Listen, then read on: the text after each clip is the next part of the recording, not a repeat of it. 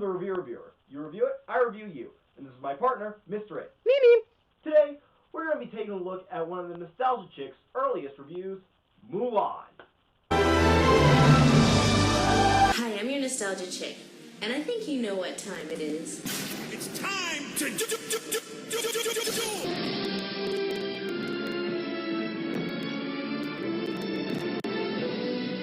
So what slash of awkward slash awesome do we have today? Why, Mulan, of course. Now here's the thing about Mulan, if we're comparing it to the likes of, say, Pocahontas. People actually like this movie. People actually enjoy an animated Disney film from the 90s? Surely you jest. Disney's comfort zone lies in the realm of European folk and fairy tales. It also lies in the realm of hyperbole, which is why when Disney tries, and they try, to depict a culture that is not theirs, it's a little weird. Because Disney's got so much writing on their product, they've got so many people to please, and unlike the Michael Bays of the world, they actually care about whether or not they do it. Well, at least they used to. But why would people be mad about Mulan? Well, it's not about China so much as it is America's perception of China. You know, let's go ahead and use the word honor no less than 50 times. Honor.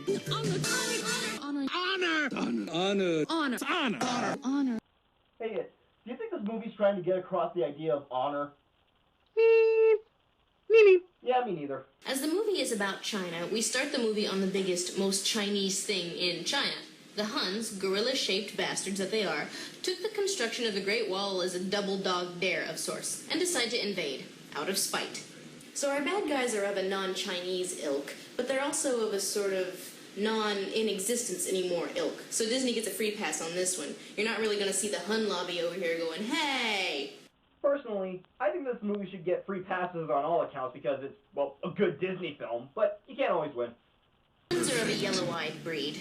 Do they all just suffer from jaundice or something? Cut to the Emperor, and we're not even going to touch on all the imperial wrong in this movie, played by Pat Morita.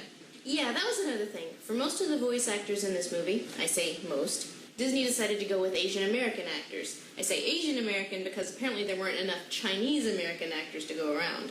Since no one is historically BFFs with the Chinese quite like the Japanese. We got Pat Morita and George Takei. This is okay because Pat Morita is awesome and George Takei is a fucking pimp. One day, when you least expect it, I will have sex with you.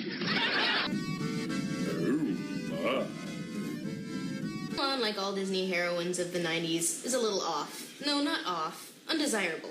Resourceful but lazy and just kind of awkward and weird. Please help Mulan impress the matchmaker today. She spends all her time on the internet. I don't get it. Me. But, like most Disney heroines, Mulan has marriage woes. In this case, again, she's basically being auctioned off to the highest bidder, which she's not very good at. Ancestors, hear my plea. Help me not to make a fool of me. Help me not to make a fool of me. So? You know, out of all the things we're going to defend in this movie, that is not one of them. Surprise, surprise, Mulan, as is the Disney protagonist want, fucks it up and goes home in shame when... the plot has arrived! One if by land, two if by sea. Me. Mulan is upset because she assumes that if her dad goes off to war, he's going to die. So what does she do? She's off to fight the Huns, totally not stopping to realize that an elderly, decorated dude like her dad would probably be, you know, an officer, have a desk job, probably not on the front lines, but hey, then we wouldn't have a plot. Me. What do you mean it's not the movie's fault? Me. Oh yeah, I guess it was part of the original legend, wasn't it? Good damn thing this took place before foot binding. Something about that just doesn't seem physically possible. What? Think it did. Nah! Okay, honey, there's a little thing called enunciating. You might want to try it sometime. Nah! Yeah! Nah! Me. Yeah! You bleeded? Did this take place before foot binding? That's a very good question. To Wikipedia! Well, Mulan's ancestors decide to get a guardian spirit to get the job done, but they have to settle for Eddie Murphy. So you get back to me on the job thing. Although the ancestors think he's more like 3/5 of a dragon. Yay, racist jokes! Mimi! Oh, stop trying to act all innocent. Back with the Huns, whose horses are also box-like and yellow-eyed. Guys, maybe you should get that looked at. How else would you get jaundice besides acute alcoholism? Huh. I did not know that. I'm Mongolian. Actually, you can get jaundice from hepatitis C, gallstones, or from liver flukes. Parasites that prey upon the liver. If you can't tell, there's kind of a liver theme. Wow, we're learning so much today. Me! Mulan reports for duty in a scene which makes a great case for lesbianism. They're disgusting. No, they're men. Oh, come on, you make it sound like men are undesirable creatures.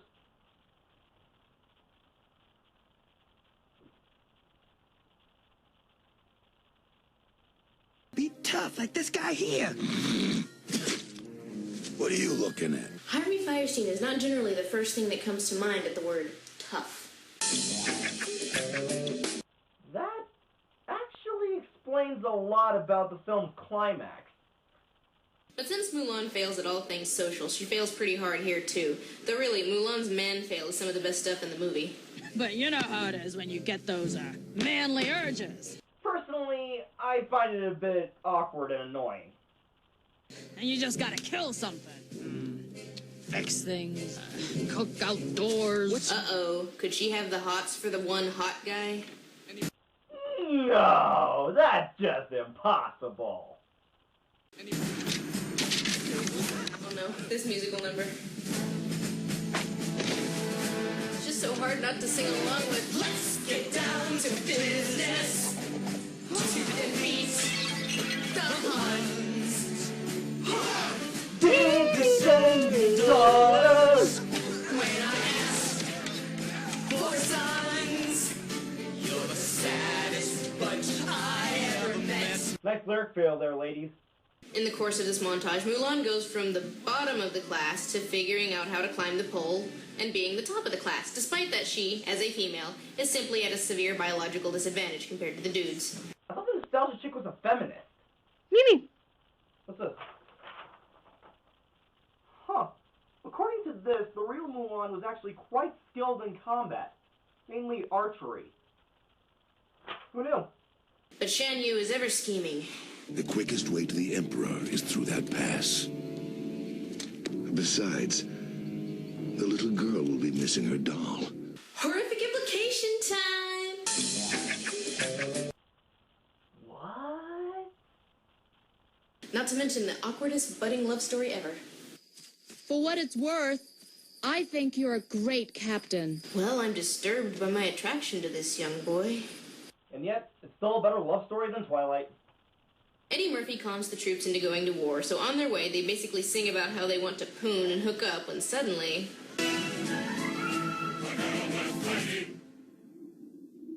we were too busy being outrageously horny to see the smoky red sky of decimation in the distance. Well, you obviously have never fantasized about a hot girl. There he is! Get him!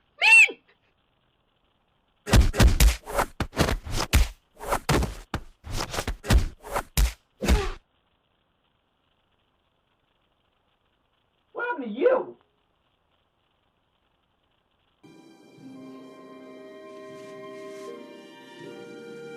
Guess Shan Yu found that little girl. Why? On we march when Eddie Murphy proceeds to fuck shit up some more. I had a hunch they were nearby. Lame. He's hungry for blood. Alright, enough with the puns. Don't like my puns? Boo! Boo! Mulan proves her amazing mettle and avalanches the Huns to death, and yet by some shade of awesome, she and her crew all live. So she's seriously proven herself now when, uh-oh. A woman! So Shang finds out she's a woman. But look at that look of relief when the gay panic starts to wear off. My debt is repaid. I'm not gay. Well, okay. But just so you know. If you were gay, that'd be okay. I mean, 'cause hey, I'd like you anyway. Now, you know an avalanche can't take down this jaundiced motherfucker.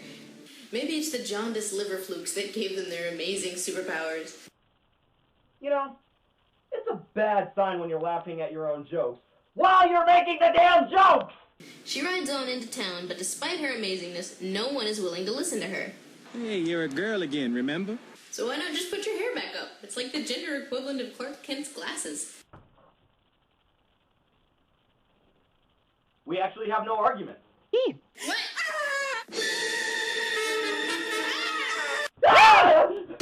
Oh my god! Why would you show us that?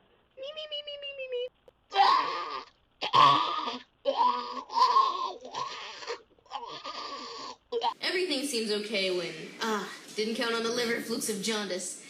Okay, enough with the jaundice, God!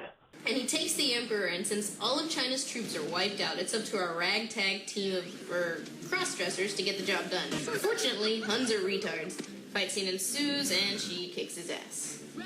Get off the roof, get off the roof, get off. After all this, Mulan's finally getting her dues, but in the biggest bummer of the movie, she rejects the council position offered to her by the goddamn Emperor. See to it that this woman is made a member of my council.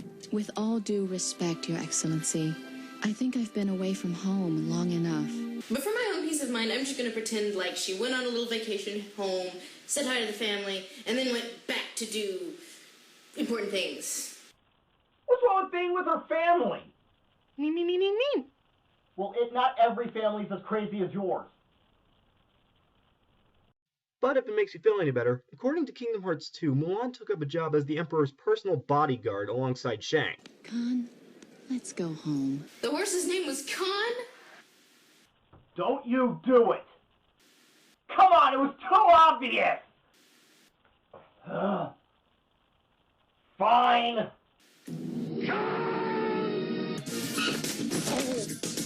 Thanks, Mushu.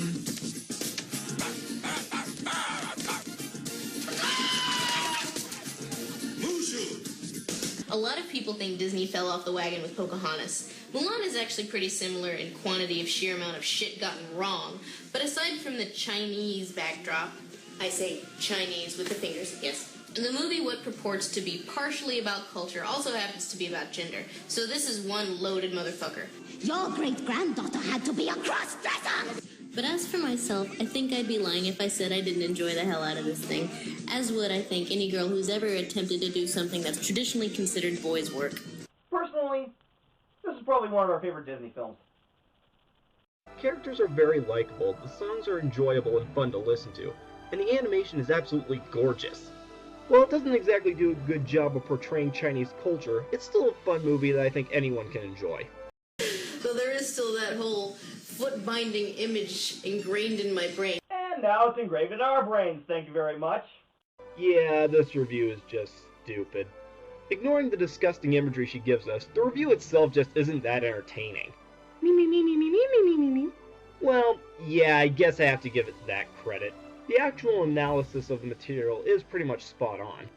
It's probably worth mentioning that this is one of her older reviews, and she's probably gotten better over time. And that's pretty much all we have to say. I'm the reviewer. You review it, I review you. Now if you'll excuse us, we have to get this damn image out of our brains. Oh my god, that one was painful. I hope I never have to see such horrific imagery ever again. Maybe a good book will take my mind off it. What's this? Me. It's a spell book. Me. I don't know, it was just sitting here on the shelf. I wonder. Inflammare. No!